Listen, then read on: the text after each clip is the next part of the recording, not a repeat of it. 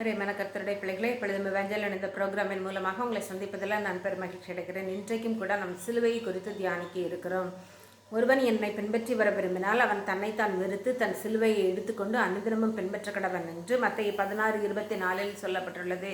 பிரியமான கர்த்தருடைய பிள்ளைகளை, நாம் சிலுவை சுமக்க வேண்டும், அதாவது அனுதின வாழ்க்கையிலே நம் பாடுகளை அனுபவிக்க வேண்டும் என்று வேதம் இந்த வசனத்தின் மூலமாக நமக்கு தெளிவுபடுத்துகிறது.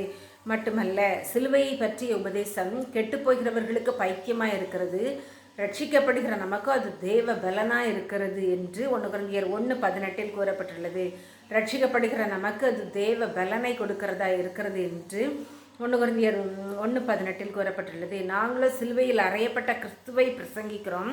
அவர் யூதருக்கு இடரலாயும் கிரேக்கருக்கு பைத்தியமாயும் இருக்கிறார் என்று 1 கொரிந்தியர் 1:23 சொல்லப்பட்டுள்ளது.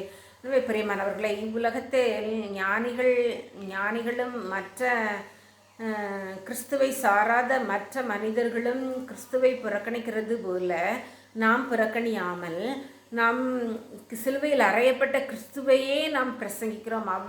அவரே நம்முடைய சுவிசேஷம், அவருடைய நம்முடைய வாஞ்சை என்று நாம் வருகிறோம். பிரியமான கர்த்தருடைய பிள்ளைகளை, நானும் நம்முடைய கர்த்தராக இயேசு கிறிஸ்துவின் சிலுவையை குறித்தே இல்லாமல் வேறொன்றையும் குறித்து மேன்மை பாராட்டாதிருப்பேனாக. அவரால் உலகம் எனக்கு சிலுவையில் அறையுண்டு இருக்கிறது, நானும் உலகத்திற்கு சிலுவையில் அறையுண்டு இருக்கிறேன் என்று கலாத்தியர் 6:14 சொல்லப்பட்டுள்ளது. எனவே பிரியமானவர்களே, இயேசு கிறிஸ்துவின் சிலுவையை குறித்தே நாம் மேன்மை பாராட்ட வேண்டும், அவருடைய சிலுவையையே பிரசங்கிக்க வேண்டும் என்று இந்த வசனங்கள் நமக்கு தெளிவுபடுத்துகிறது. நாம் ஜெபிப்போமா?